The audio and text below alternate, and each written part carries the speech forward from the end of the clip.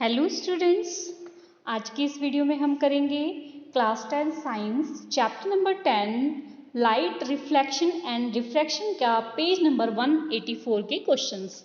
बच्चे, अगर आपने इसके प्रीवियस क्वेश्चंस नहीं देखे तो आप कमेंट बॉक्स में आपको जो फर्स्ट कमेंट मिलेगा आप उसके लिंक के थ्रू आप सारे जो है क्वेश्चंस चेक कर सकते हैं। ठीक है, तो चलिए स्टार्ट करते हैं पेज नंबर 184 का question number 1। Question number 1, define one dioptre of power of lens.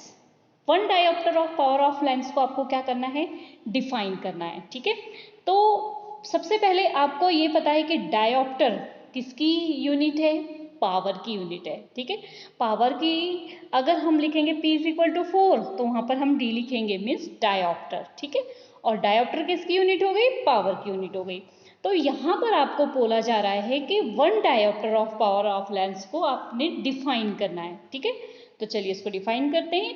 Power of lens is defined as the reciprocal of the its focal length. जो पावर ऑफ लेंस होती है, किसी भी लेंस की power किस पे depend करती है कि उसका फोकल लेंथ उससे क्या होता है, रेसिप्रोकल होता है। ठीक है, कैसे रेसिप्रोकल मीन्स अपोजिट। अगर लेंस की पावर ज़्यादा है तो फोकल लेंथ क्या होगी, कम होगी। फोकल लेंथ ज़्यादा है तो पावर क्या होगी, कम होगी। बात समझ आई रेसिप्रोकल का, कि एक चीज़ बढ़ता है तो एक घटता है। Means P is equal to क्या है, 1/F।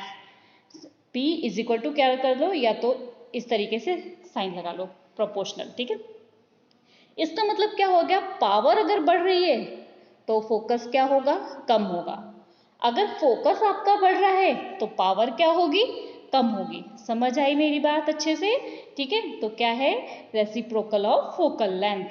तो इफ हमने पावर को P ले लिया और लेंस की फोकल लेंथ क्या ले ली, F ले ली, तो हम क्या बोलते हैं, P is equal to 1/F।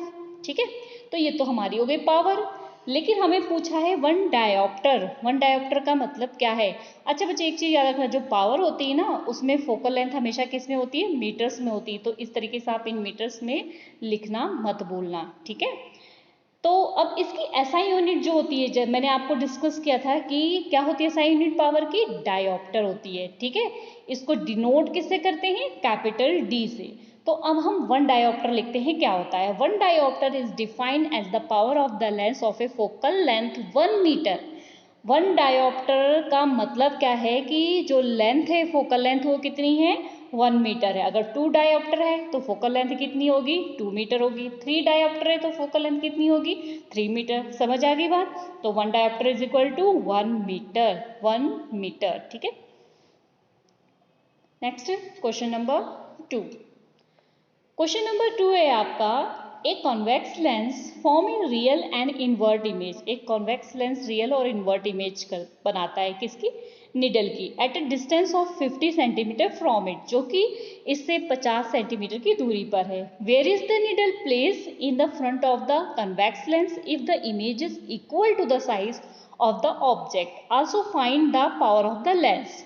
अब आपको ये बताना है कि जो निडल है हम कहाँ पर प्लेस करें कि जो इसकी इमेज है वो इक्वल बने और साइज में कैसी बने, सेम बने। ठीक है, तो इसके लिए आपको जो है रे डायग्राम अच्छे से आना चाहिए। अगर आपको रे डायग्राम याद है और आपने रे डायग्राम की प्रैक्टिस की हुई है ना, तो ये चीज़ आप डेफिनेट फटाफट बता दोगे। ठीक है, तो चलिए स्टार्ट करते हैं इसको। When an object is placed at the center of curvature, अगर हम ऑब्जेक्ट को सेंटर ऑफ कर्वेचर और 2f1 के बीच में, 2f1 of convex lens its image form the center of curvature 2f2 on the other side of the lens। अगर हम क्या करते हैं, ऑब्जेक्ट को प्लेस्ड करते हैं सेंटर ऑफ कर्वेचर पर, ठीक है, या फिर मतलब उसका 2f1।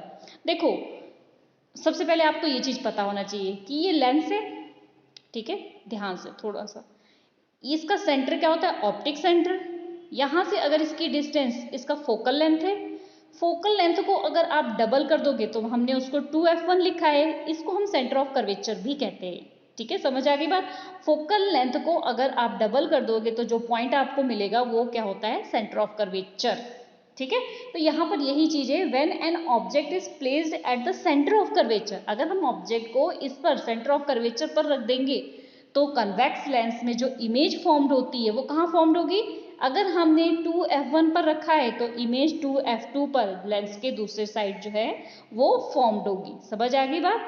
और कैसे फॉर्म्ड होगी? देखने में लग रही है आपको कैसे फॉर्म्ड हो रही है कि जितना बड़ा ऑब्जेक्ट है उतनी बड़ी इमेज है, बट कैसी बन रही है? उल्टी और सेम साइज की। ठीक है, तो यहाँ पर हमें जो जो गिवन था उसके हिसाब से हमारे पास डिस्टेंस कितना था? 50 सेंटीमीटर था, और निडल प्लेस्ड किया था हमने कहाँ पर?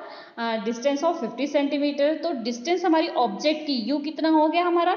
यू ऑलवेज नेगेटिव, चाहे लेंस हो चाहे मिरर हो, यू मीन्स ऑब्जेक्ट की डिस्टेंस। ऑब्जेक्ट की डिस्टेंस को हमेशा नेगेटिव लेना है। क्यों लेना है? क्योंकि हम ऑब्जेक्ट कहाँ रखेंगे? इस लेंस के हमने यहाँ सामने रखा है ऑब्जेक्ट, तो हम इसकी डिस्टेंस यहाँ से यहाँ को मेजर करते हैं। ठीक है, लेंस से इधर को मेजर करते हैं, इसलिए यू को हमेशा क्या रखते हैं? नेगेटिव। ठीक है, तो इमेज डिस्टेंस कितनी हो गई? 50 सेंटीमीटर हो गई ना। हमने क्या कहा? और निडल की जो इमेज है, ऑब्जेक्ट अगर 50 सेंटीमीटर पर है तो उसकी इमेज भी कितनी होगी? 50 होगी। फोकल लेंथ हमें पता नहीं है, एफ हमें पता नहीं है ना। अब सेंटर ऑफ कर्वेचर पर रखा था तो इमेज जहां बन रही है जितनी दूरी पर उतनी दूरी पे ऑब्जेक्ट रखा है। ये क्लियर हो गया ना। तो एफ हमें पता नहीं है। अब एफ पता करने के लिए हमें क्या लगाना पड़ेगा? Lens formula. लेंस फॉर्मूला क्या होता है? 1/f is equal to 1/u minus 1/v। ठीक है, इसको हम ऐसे भी लिख सकते हैं यहाँ पर 1/f is equal to 1/v minus 1/u। ऐसे लिखो, u पहले लगाना है, सॉरी v पहले लगाना है और u बाद में। ठीक है, तो यहाँ पर आ गया हमारा फॉर्मूला। ठीक है, ये यहाँ पर इन्होंने ऐसे लिखा है, आप ऐसे भी लिख सकते हो जैसे मैंने बताया आपको 1/f is equal to 1/v minus 1/u। ठीक है, अब इसमें वैल्यू फिल कर लेते हैं। f की वैल्यू तो हमारे पास है नहीं, v की वैल्यू हमारे पास कितनी है? हमारे पास v है 50। ठीक है, यहाँ पर माइनस, और u के पास भी माइनस है, तो माइनस माइनस ये क्या हो गया? प्लस। u की वैल्यू जो है हमारी माइनस में है ना, क्या है? -50। तो ये माइनस और ये माइनस दोनों क्या हो जाएंगे? दोनों क्या हो जाएंगे? प्लस। तो मैंने यहाँ प्लस कर दिया, यहाँ पर भी क्या आ गया मेरा? 50। ठीक है, अब इसको आप एलसीएम लेके सॉल्व करना। ठीक है, तो आपका क्या आ जाएगा? 1/25। ठीक है, इसको सॉल्व करना। अब क्या आ गया आपके पास? 1/f is equal to 1/25। ठीक है, ये भी अपॉन में है, ये भी अपॉन है, तो इसको हमने क्या कर देनी है? Cross multiply. जब आप इसकी क्रॉस मल्टीप्लाई करोगे तो आपके पास क्या आ जाएगा? f इज इक्वल टू क्या आ जाएगा? 25 जो है 1/25 था ना आपके पास, तो 1/25 आपका क्या हो जाएगा? 25 आ जाएगा। ठीक है, रेसिप्रोकल हो जाएगा। अब जो f है आपकी किस में आई है? सेंटीमीटर में आई है, और उसका आपने क्या बताना है? पावर बताना है। क्या बताना है? पावर बताना है। ठीक है, सेंटीमीटर में आई ना, इसको मैं आपको क्लीन करती हूँ फिर दिखाती हूँ। यहाँ पर ये आई आपकी सेंटीमीटर में। क्यों सेंटीमीटर में आई है? क्योंकि हमारी जो डिस्टेंस है इमेज की, ऑब्जेक्ट की, दोनों सेंटीमीटर में है, तो वो भी क्या आएगा हमारा? सेंटीमीटर में आएगा। ठीक है, तो हमें पता है कि अगर हमने पावर निकालनी है तो फोकल लेंथ को किस में रखना पड़ेगा? मीटर में। ठीक है, और क्वेश्चन को फिर आगे देखो, यहाँ पे क्वेश्चन क्या बोल रहा है कि द इमेज, सॉरी क्वेश्चन यहाँ है, क्वेश्चन ये कि आल्सो फाइंड, क्या करना हमें? पावर पता करनी है। ठीक है, तो पावर पता करने के लिए हमने क्या किया? सबसे पहले फोकल लेंथ को किस में चेंज कर लिया? हमने मीटर में चेंज कर लिया। तो कैसे चेंज करेंगे? 25 अपॉन क्या करेंगे? 100। अब इसको डिवाइड करेंगे तो 0 पॉइंट क्या आ जाएगा? 25 आ जाएगा। ये हमारा क्या हो गया? मीटर। ठीक है, यहाँ पर ये मीटर आ गया। पावर इज इक्वल टू, अभी जस्ट मैंने आपको बताया था क्या होता है? 1/f। ठीक है, तो 1/f की वैल्यू रखो। ठीक है, अब क्या आ गया? 1/0.25। पॉइंट हटा के हमने ऊपर क्या कर दिया? 20 कर दिया। ठीक है, 25 1 ज़ा 25, 25 4 ज़ा 100। तो हमारी पावर कितनी आ गई? हमारी पावर आ गई 4d, मतलब 4 डायोप्टर। आई होप ये न्यूमेरिकल आपको अच्छे से समझ आ गया। ठीक है, चलिए नेक्स्ट क्वेश्चन नंबर 3 करते हैं। Find the power of a concave lens of focal length is 2 metre. ये कई बार क्वेश्चन एग्जाम में आ जाता है। ठीक है, अगर पावर हमें फाइंड करनी है, पावर ऑफ कनकेव लेंस, और फोकल लेंथ आपको क्या दे रखी है? 2 मीटर दे रखी है, तो यहाँ पर आपने एक बात अच्छे से याद रखना है, जो कनकेव लेंस हो या कनकेव मिरर है उसकी फोकल लेंथ हमेशा क्या होती है? नेगेटिव। ठीक है, कनकेव लेंस हो या कनकेव जो है मिरर हो हमेशा फोकल लेंथ क्या होगी, नेगेटिव। बस ये चीज़ आपने अच्छे से याद रखनी है, ठीक है। तो अब फोकल लेंथ हमें f इज इक्वल टू कितनी दे रखी है, 2 मीटर, तो हमने इसको क्या करना है, -2 मीटर लिखना है, ठीक है। यहाँ गलत लिखा है आपने, -2 मीटर लिखना है, ठीक है। तो उसके बाद आपने क्या करना है, यहाँ पर ये गलत है, आपने ये नहीं देखना है। आपने क्या करना है, इसको फोकल लेंथ दे रखी है, आपको पावर पता करनी है। तो P इज इक्वल टू क्या करोगे, 1/f। f की वैल्यू आपने क्या लेना है, -2। तो P इज इक्वल टू 1/-2, ठीक है। इसको क्रॉस मल्टीप्लाई करेंगे तो P इज इक्वल टू क्या आ जाए आपके पास, -2 आ जाएगा, ठीक है। अब इसके बाद क्या है, आपका मीटर में ही दिया है, कोई दिक्कत ही नहीं है, ठीक है। समझ आ गई बात, ठीक है।